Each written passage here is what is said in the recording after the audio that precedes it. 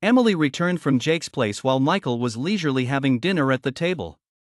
She seemed surprised and sarcastically remarked, "Oh, learned your lesson this time? Not waiting foolishly for me until midnight." In the past, hearing her trample on his genuine feelings would have made Michael argue with her, insisting that it was a promise they had agreed upon. But this time, he calmly collected the dishes and responded, "Yes, I won't do it anymore." She casually tossed her bag and shoes aside and lay on the couch, scrolling through her phone. Whatever message she received brought a faint smile to her face. Seeing that Michael didn't clean up her mess, Emily got up and walked over to him. "You're an adult now, yet you have no tolerance." Jake was terrified by your sarcastic replies. Then he must be quite timid. Emily linked her arm with Michael's, her usual way of acting cute after angering him. "You've supported Jake for so many years. He's always been grateful to you. You should act like an older brother. After cleaning up, call him and apologize." Michael had supported Jake for 10 years, helping him rise from a poor mountain child to someone who now wore branded clothes without worry. He treated him like a younger brother. But ever since Jake met Emily through him, he no longer respected Michael as he used to. Instead, he constantly praised Emily. "I didn't think he was grateful for my help, he just wanted to steal my girlfriend. But now, I no longer cared about either of them." "Michael, are you even listening to me?" She said angrily, slamming the cabinet door. The bowl in Michael's hand shattered, and before he could pull his hand back, it got caught and started bleeding. "Why didn't you move?" "Wait, I'll get some bandages." She rummaged through the drawers for a long time, then suddenly stopped as if she remembered something. Michael recalled a photo Jake had posted on social media a month ago. It showed Emily in a tight skirt, crouching in front of him, carefully cleaning his knee with a cotton swab. Next to her was their first aid kit. Jake's caption read, "Even a basketball injury doesn't hurt because I have a caring sister." They had a huge fight over this, but Emily just scornfully accused Michael of lacking compassion. "Jake grew up lonely and poor. Of course, I'll help him if I can. Can't you be more generous?" Now, Emily awkwardly looked up. "Never mind, let's go to the hospital to get it bandaged." Michael needed to stop the bleeding, so he followed Emily out the door. Halfway there, Emily received a message and suddenly changed direction. She glanced at me several times before speaking somewhat guiltily. "The medical room is probably closed now. It's faster to get the first aid kit from Jake's place." I could see through her little scheme. But because of the blood loss, my head was a bit dizzy, and I didn't want to argue. "Hurry up." I didn't expect Emily to drive to the building of our marital home, where she had apparently let Jake stay. She quickly got out of the car and told me. "Wait here, I'll be right back." I leaned back in the seat, my consciousness gradually fading. When I woke up from the cold, it was already midnight. By then, the wound had scabbed over, but because I had lost so much blood, my arm was almost numb. I stumbled out of the car and was noticed by a kind passerby who safely took me home. When I got home, I saw a video message from a friend sent 2 hours earlier. In the video, Jake was sitting close to Emily, drinking with a group of her girlfriends. One girl accidentally touched Jake's hand and was immediately glared at by Emily, who then pulled Jake closer to her. The protective intent was obvious. In a familiar situation, I felt a sharp pain in my heart. I still remember that night, after a late-night business meeting. I had just come home to sleep when Emily dragged me to a gathering with her friends. I was happy, thinking Emily wanted to introduce me to her friends. Even though I wasn't feeling well, I forced myself to go despite my hangover. But when we got there, Emily treated me like a servant, instructing me to serve tea and clean up after her friends. When Emily went to the bathroom, one of her friends put her hand on my chest and said with a smile, "Emily treats you so poorly. Why don't you come with me?" Because of Emily's attitude, they thought I was her kept lover. I quickly pushed her away, only to have a bottle of red wine poured over my head. Ungrateful! What are you pretending? Emily returned just in time to see the scene. Her friend immediately changed her tune, saying I had tried to harass her. I hurriedly explained but received a cold glare. Enough. Aren't you embarrassed enough? Emily didn't believe me and even called the police to have me taken to the station. I spent a day and a night there before she came to bail me out. Later, I found out that during that day and night, Emily had been with Jake, helping him with a new competitive game. It was a mistake. Whenever I brought it up again, she would get annoyed. Michael, do you have to be so unforgiving? I have a lot to do every day and no time to argue about these trivial matters. Now, seeing Emily's protective gaze towards Jake in the video, my heart began to grow cold. Even though I was exhausted, I forced myself to start packing Emily's things from the house. The next morning, I received a message from Emily. I ordered breakfast for you. Don't forget to eat. She naturally bypassed the fact that she had left me alone in the car last night, trying to smooth things over with a breakfast. 2 minutes later, Jake updated his social media again, with a photo of Emily sitting opposite him, blowing on his porridge, with a table full of sumptuous breakfast. I liked the post, and soon after, she sent an angry voice message. Jake has a sensitive stomach. As his sister, I'm just making sure he eats breakfast. What's the problem? He never had good food growing up. I'm just helping to make up for the care he missed. Don't tell me you're going to make a fuss over this. Just a simple like could provoke such a reaction from Emily. I couldn't tell if she was angry or feeling guilty. My phone received a preset schedule reminder. Today was the day Emily and I were supposed to try on wedding dresses. I calmly dismissed the notification and cleared all wedding-related reminders. When I stepped out of the room, I saw the breakfast Emily had ordered for me, sitting cold and lonely in the corner. It was a spicy hot pot, something she had long forgotten I couldn't eat due to my severe stomach ulcers. Even a mild spicy dish would cause me excruciating pain. At noon, Emily rarely came home. As soon as she walked in, she couldn't help but question me. Today was the day to try on wedding dresses. Why didn't you remind me? Don't you know how hard it is to get an appointment at that bridal shop? She needed me to remind her about trying on wedding dresses, yet she never missed any of Jake's basketball games. Emily slammed her bag on the table, as if to intimidate me. Then she noticed the untouched spicy hot pot on the table.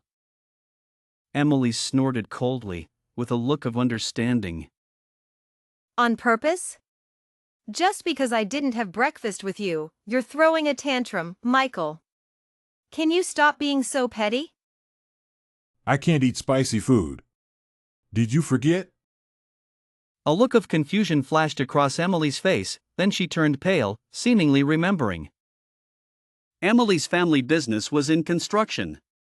3 years ago, when the prices of raw materials soared, Emily asked me to help her connect with a reasonably priced supplier. But on the day of the dinner, Emily stood the supplier up to attend Jake's basketball game. The supplier was furious, and afterward, Emily tearfully begged me to help her. I swallowed my pride and arranged another dinner. The supplier, with a forced smile, asked Emily, "Do I have such a big face that Miss Emily would grace me with her presence?" Emily quickly pulled me along, smiling apologetically. If it weren't for your face, why would I bring my boyfriend? She kept signaling for me to drink and apologize, clutching my sleeve pitifully. That night, the supplier saw our sincerity and left satisfied. But I ended up hugging the toilet, vomiting until I had stomach spasms, and was rushed to the emergency room, leaving me with a permanent condition. To avoid burdening Emily, I always hid my pain during flare-ups. I never expected this would make her think I was invincible. Emily frowned and spoke dryly. I've been so busy lately that I forgot you have a stomach condition. Emily stood up to take the bowl of spicy hot pot, but didn't hold it steady, spilling the soup all over herself. Emily hurriedly searched her bag for wet wipes, and with a crisp metallic sound, a men's belt fell out of her bag. The belt had slight scratches on it, clearly used, and definitely not something Emily intended to give me. In the past, if I had seen such a private item in Emily's bag, I would have demanded an explanation. But now, I calmly picked up the belt and handed it to Emily. Jake left it in my car last time. I haven't had a chance to return it to him. Her eyes were evasive as she continued. You know, they change clothes in the car after playing basketball, so he must have left it by accident. Oh, then make sure to keep it safe and don't damage it. Although Emily quickly put the belt back in her bag, I recognized it the moment I held it. She had bought it abroad last year while handling some matters and had sent me a photo, asking if I liked it and saying she would buy it as a birthday gift for me. But on my birthday, Emily left after just a few bites of dinner because Jake called her, and the gift was forgotten. Now it seemed Emily had given it to the person she truly wanted to give it to. Emily accompanied me to lunch, but she was distracted the whole time, constantly checking her phone for new messages. By the way, our families were supposed to discuss the wedding arrangements next week, but my mom has a class reunion that conflicts with the schedule, so she wants to move the meeting to tomorrow. Is that okay with you? Because of Emily's disrespect towards me, and her parents' condescending attitude towards my family, even though it was my family that had been supporting theirs, this was clearly not a discussion but a notification. However, some things are best said in person, and our parents did need to meet, the sooner the better. That's fine. At that moment, Emily finally received a message on her phone, her expression softening, and she smiled slightly as she typed. The next day, I waited with both our parents until the food got cold, but Emily still hadn't arrived. Just as her parents were about to call her again, Emily hurried in, holding Jake's hand. Sorry, my brother hadn't eaten yet, so I brought him along. Jake greeted Emily's parents, and then her father suddenly grabbed his hand. Why are you wearing Michael's wedding ring? Jake nervously pulled his hand back, hiding it behind him, unable to speak clearly. Dad, you scared Jake. He's young and curious, he just wanted to try on the wedding ring. Your reaction is too much. John and Mary, having lived many more years, were not blind to Emily's special treatment and protection of Jake. Moreover, they clearly didn't want me, a son-in-law with excellent qualifications, to be replaced by a college student who hadn't even graduated. Since everyone is here, let's sit down quickly. The food is getting cold. So Jake just gets to wear the ring? Emily, isn't that inappropriate? My parents had always known about my support for Jake and had even personally visited him a few times. But now, Jake didn't even bother to greet me or my parents, so Linda didn't plan to spare his feelings. Emily, you may not understand, but don't you? A wedding ring isn't something to play around with. Hurry up and give it back to Michael. Jake glared at me fiercely, slowly extending his hand, very reluctantly taking off the ring. Dad, it's just a ring. We're not even married yet, and it's already Michael's private property? Besides, Michael hasn't said anything, why are you siding with him? I chuckled and shook my head, clapping for Emily's audacity to say such unreasonable things. Under everyone's gaze, I stood up and walked over to Jake, doing something that surprised everyone. What are you doing? I didn't do anything to him, just took the ring he had removed and put it back on his ring finger. Keep it on, it suits you. You two make a perfect pair of couple rings. Best wishes for a long and happy life together. Michael, what are you saying? He's just my brother. Whatever, it has nothing to do with me anymore. Since both our parents are here, let's just lay it all out. Emily, from now on, our engagement is officially canceled, and the wedding is off. Michael. Emily dragged me to a corner, her voice low and seething with anger. I was wondering why you've been so generous lately. Turns out you were waiting for this moment? But if you're going to make a fuss, there should be a limit. We can argue behind closed doors, but our parents are getting old. Do you have to say things that worry them and make everyone unhappy? Emily, I've been seriously trying to communicate with you. I'm not joking, nor am I trying to cause trouble. I looked at her earnestly, speaking each word clearly. We're done. As Emily's gaze gradually cooled, I calmly pulled my hand away from hers and walked over to my parents. Dad, Mom, Emily and I are not compatible. Do you support my decision? In fact, my parents had long been dissatisfied with Emily's attitude towards me, but because she was my chosen girlfriend, they always respected and supported my choice. Now that I had come to my senses, they naturally expressed their support with great relief. Emily stared at me, biting her lip tightly, her eyes reddening. Michael, you've really gone too far this time. John and Mary also stepped in to mediate. Michael, we know Emily has been too spoiled, and this time it's her fault. But you can't break up with her over a wedding ring. Isn't that making a mountain out of a molehill? They hadn't considered things from my perspective and naturally couldn't understand my feelings. I took out my phone and showed them Jake's social media. Taking the wedding ring to let someone else wear is a small matter. But is letting an unrelated adult man live in our marital home also a small matter? Underneath this photo, Jake's comment with a dog emoji was still glaringly obvious. He even said he was the first man to sleep in that bed. He certainly looks happy. I continued to show them Jake's social media posts, explaining each one. When I injured my hand and couldn't take care of myself, Emily was having breakfast with Jake. When I was negotiating contracts late into the night for Emily, she was cheerleading to support Jake. When I was detained at the police station for being falsely accused of harassment, Emily stayed up all night helping Jake conquer a new competitive game. Maybe these seem like small matters to you, but they have infiltrated my life, happening every moment. Enough! Stop talking!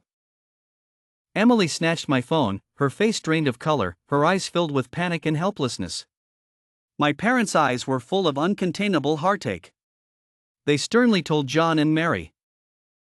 This marriage is no longer worth discussing. At this moment, a timid voice came through. Michael, Emily just felt sorry for me growing up in the mountains, so she took extra care of me. I didn't expect you to mind so much. What does this have to do with you? I glanced at him coldly, and Jake immediately shrank back. But he ultimately chose to stand his ground, blocking my way and stiffening his neck. Emily and I are innocent. You're just too sensitive. Even if you want to break up with her, don't use me as an excuse. I finally saw Jake's true colors. All the care and affection I had shown him now seemed incredibly ironic. I had truly nurtured an ungrateful person. I stood facing Jake. He was half a head shorter than me and had to look up at me. Jake, listen carefully. I am announcing that from today, I will stop all support for you. Also, the house you are living in was fully paid for by me. I will start calculating rent from the day you moved in. If you can't pay the rent within 3 days, it will be considered trespassing and theft. Jake swallowed nervously. I gave him one last contemptuous look and turned to leave. Dad, Mom, let's go. Michael, you need to clarify things before you leave. Emily grabbed her bag and followed me in a rather ungraceful manner. She kept following until I drove my parents back home, and her car was still trailing mine. I decided to pull over to the side of the road. Within 2 minutes, she was knocking on my window. Emily's face was flushed, and her hair was messily draped over her forehead. Despite this, her attitude remained as poor as ever. Do you really have to be so ruthless? Yes, I admit, you achieved your goal today. Everyone is on your side, making it seem like I'm the one who wronged you. But Michael, aren't you worried that I might really break up with you and choose someone else? I closed my eyes, tiredly rubbing my temples. Emily, what part of this haven't I made clear? I don't want to continue with you. From now on, you're free to be with whoever you want. I hope you won't bother me anymore. Emily stared at me silently, her breathing growing heavier. Finally, with tears stubbornly welling in her eyes, she spoke hoarsely. Fine, Michael. Since you've said it like this, you better not regret it. That day, Emily really didn't come home. I couldn't help but feel a bit troubled because her belongings were already packed. Once she took them, I would completely sever the last tie with her. I wanted to send a message reminding her to come and get her things, but before I could, I saw Jake's latest provocative post. The background was a bar, with Emily drunkenly holding a glass, and Jake gently touching her head. The caption was equally suggestive: "Whenever you're unhappy, you can come to me." Since Jake and Emily were together, it made things easier. I didn't bother with more words and directly replied to his post. Don't forget to remind Emily to take her things after drinking. And you, settle the rent and get out of my house. Narrator, tone, serious. The 3-day deadline had passed, but there was still no movement from Jake. I went directly to the new house with the property manager and found Jake, who had just woken up and looked confused. The property manager immediately started throwing all of Jake's belongings out, finally pushing the disheveled Jake out of my house.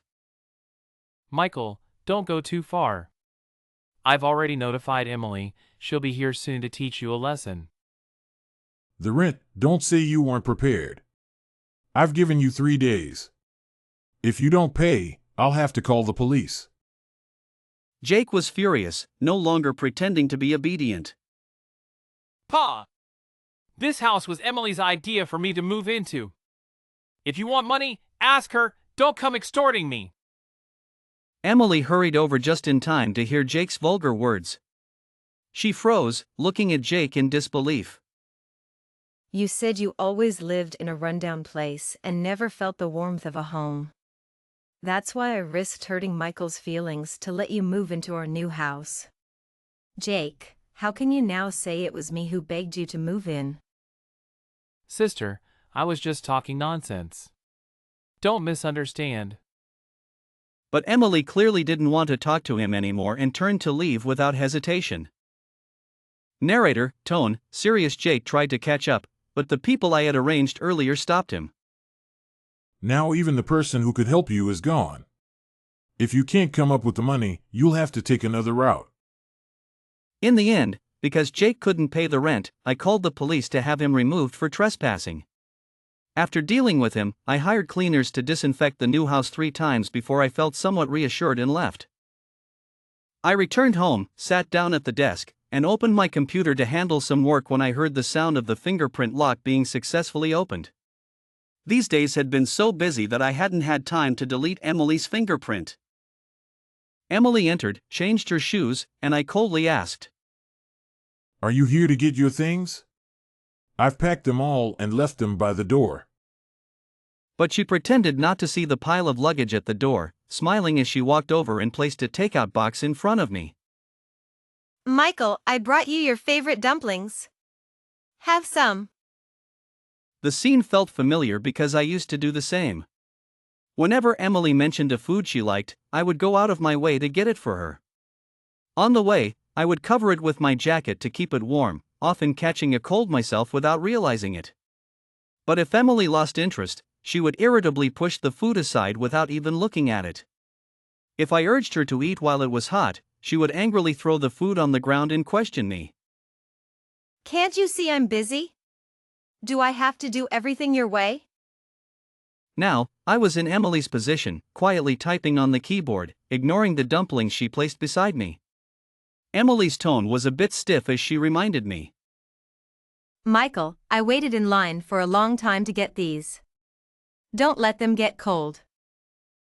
What, do I not have the freedom to eat what I want? Do I have to do everything your way? I was merely repeating what Emily had said to me countless times, and she couldn't handle it.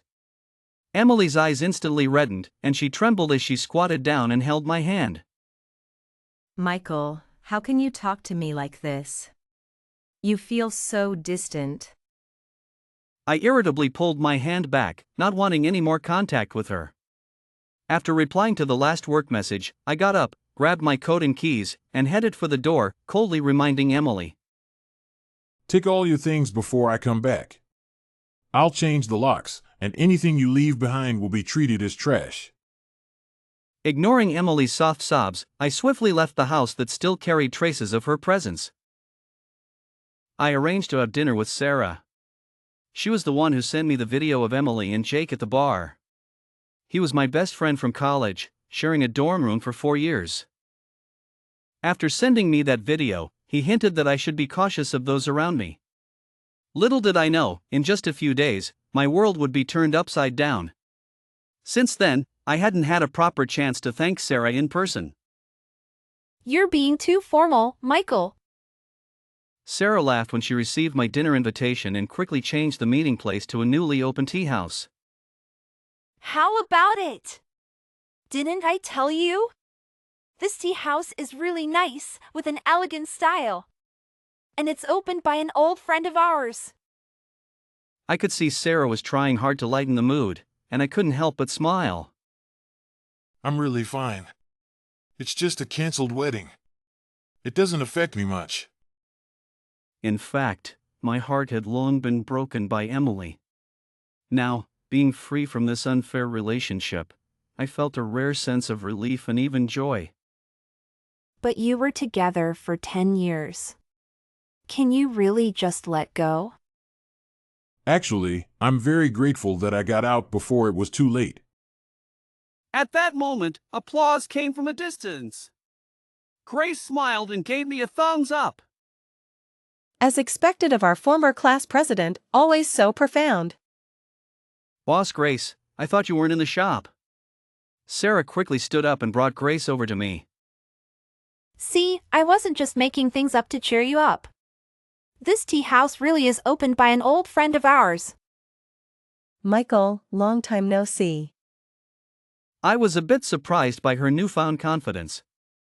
Back in college, Grace was often bullied by other girls for not fitting in, and as the class president, I often helped her resolve these conflicts. Long time no see. Wait, we're all in City A. How come you two haven't seen each other in so long? Actually, since graduation, I had been fully committed to my job and helping Emily with her company's affairs, often so busy that I forgot to eat. Losing touch with old classmates was quite normal. I shook my head self-deprecatingly and brushed off the topic. We talked about our respective developments, and Grace sighed with a frown. You see, this tea house is nice, right? But there's hardly any customer traffic. It's the new media era now. I'm thinking of starting a video account to promote it. Do you think that would help? That's simple. Our company's media department handles that. How about we set up a time to discuss it in detail? Grace's eyes lit up instantly. Really? No problem. On the appointed day, Grace arrived at the office early, waiting for me with a large stack of materials. She had done extensive preparation. During our discussion, Grace quickly understood all my ideas, clearly having put in a lot of effort behind the scenes. We were deeply engrossed in our conversation, and by lunchtime, Grace was still full of enthusiasm. Let's go eat first. We need energy to continue discussing. Sorry, I get so involved that I forget the time. To make up for it, I'll treat you to lunch, Michael. At the restaurant, I couldn't shake the feeling that someone was watching me. Grace handed me the menu, and after some back and forth, I sat beside her to look at it together. Suddenly, a cold glass of water was thrown at me, soaking my collar. I looked up to see Emily's angry face. Michael, how could you do this to me? Flirting with another woman in public, have you no shame? Before she could finish, a glass of water was poured over her head. The one who did it was Grace, who is usually so kind to everyone. Who do you think you are? How dare you throw water at me? I haven't even started with you yet. You dare bully my friend in front of me? I only returned a glass of water, consider yourself lucky. All these years, I had been by Emily's side, endlessly tolerating her, and this was the first time someone had stood up for me. He's my fiancé. I can bully him however I want. How dare you, a homewrecker, show off in front of me? Enough! I couldn't take it anymore and pushed Emily away. Though I didn't use much force, she still stumbled back a few steps. She stared at me in disbelief. Michael, you would never have treated me so roughly before. You know that was before. Emily, we're completely over. Please don't harass me anymore, and don't speak ill of my friends. It seemed we wouldn't be able to finish our meal. I left with Grace, but Emily quickly caught up. Michael, you can't leave. Wait. She clung to my sleeve, tears streaming down her face. Michael, are you leaving me? Have you forgotten the promises you made to me, that you would love me forever? I sighed helplessly and said to Emily in a low voice, Emily, love is mutual. Do I need to remind you how you've treated me? Let go. No! No! Emily shook her head repeatedly, trembling as she pulled something out of her pocket. These are the wedding rings we prepared for the ceremony, Michael. I'll put it on you now. I'm proposing to you, please don't give up on me. Keep the ring. Don't bother me again. I pushed Emily's hand away once more, but she spread her arms to block me, stubbornly saying, This is your wedding ring. You can't just say you don't want it. Fine, give it to me then. I extended my hand to her. Joy appeared in Emily's eyes as she hurriedly placed the ring in my palm. But the next second, her smile froze. Because I took the ring and, without hesitation, threw it into the nearby artificial lake. I've dealt with my things, Emily. This is my answer to you. Don't bother me again. This time, Emily didn't stop me. She collapsed to the ground as if struck by a huge blow, staring blankly at the artificial lake. I ignored her and left with Grace. Michael, are you okay? I shook my head with a smile and apologized. Sorry, I chose the wrong restaurant. I didn't expect to run into her and make a scene. It's no big deal. Why would I laugh at you? But do you need to go back and change clothes? It's fine, they'll dry soon. Then come to my place? What? She began to explain seriously. You see, I was going to treat you to dinner, but this happened, and we didn't get to eat. My place is nearby, so why don't I cook for you? It's clean and healthy. And it tastes pretty good too. Seeing Grace's expectant and earnest expression, I couldn't help but laugh. All right, thank you. While Grace was cooking, I casually glanced around the house. The place was cozy and tidy, with space well utilized, showing that the owner loved life. A photo frame on the TV cabinet caught my attention because it didn't contain a photo but rather looked like a letter. Before I could get a closer look, a hand quickly closed it. Grace had appeared beside me, her face slightly flushed. Dinner's ready, come eat. Grace had prepared a table full of dishes. Although they all looked like home-cooked meals, they tasted exceptionally delicious. She carefully observed my reaction after each dish and tentatively said, Sarah mentioned that you have a sensitive stomach, so I incorporated some herbal ingredients. It's a medicinal meal. How does it taste? It's delicious, and my stomach feels much better. Hearing this, she finally smiled with relief. I thought that after rejecting Emily, she would at least stay quiet for a while. But the next day, when I left the house, I saw Emily squatting in front of my door, drenched from head to toe. Her lips were already turning pale from the cold, and her body was trembling slightly. But when she saw me, Emily still forced herself to stand up. shakily pulling out a ring from her pocket, the same ring I had thrown away the day before. Michael, I found the ring. Can we go back to how we were before? Nothing has changed, I still love you. I frowned. Faced with such a pitiful Emily, I couldn't bring myself to say anything too harsh, but my heart was truly unmoved. I went back inside to get her a blanket and calmly said, I won't say anything too harsh. Just leave. Emily stared at me blankly, and within 2 seconds, large tears started rolling down her cheeks. Michael, you can't be so cold to me. You can't abandon me. I searched for this ring all night. Can't you just look at me a little longer? Faced with Emily's tearful pleas, I remained unwavering. I had already done everything I could and said everything that needed to be said. I called John and Mary, who took the distraught Emily away. After that day, Emily fell seriously ill but still insisted on calling and texting me. After I blocked countless numbers from her, Emily finally went silent. The next time I heard about her was 2 months later. In just 2 months, Emily seemed like a different person, no longer proud and carefree as she once was. It all started when I announced I would stop supporting Jake financially. Without financial aid, Jake was reported to the authorities and detained for several days before being released.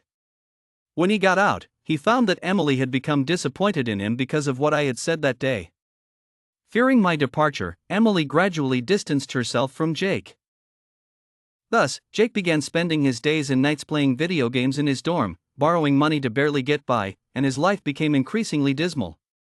Eventually, he was expelled from school for missing too many classes. With no other options, Jake returned to his impoverished hometown. When his parents learned that I had stopped supporting Jake partly because of Emily, and after Jake exaggerated the story, they believed Emily had abandoned Jake. Jake's parents were furious and traveled a long distance back to a city, demanding an explanation from Emily's family. At first, John and Mary didn't intend to deal with them, but they couldn't withstand Jake's family's persistence. They started causing a scene outside the Sioux Group building, even holding up banners and banging drums outside the Sioux family's home at night, disturbing the neighbors. Emily was completely entangled by Jake's family.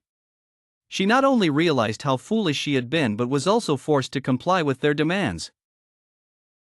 I heard that after the incident, Emily had thought of contacting me, hoping I could help her with her troubles. Narrator, tone, sad. Unfortunately, before she could reach out to me, Jake noticed something was amiss.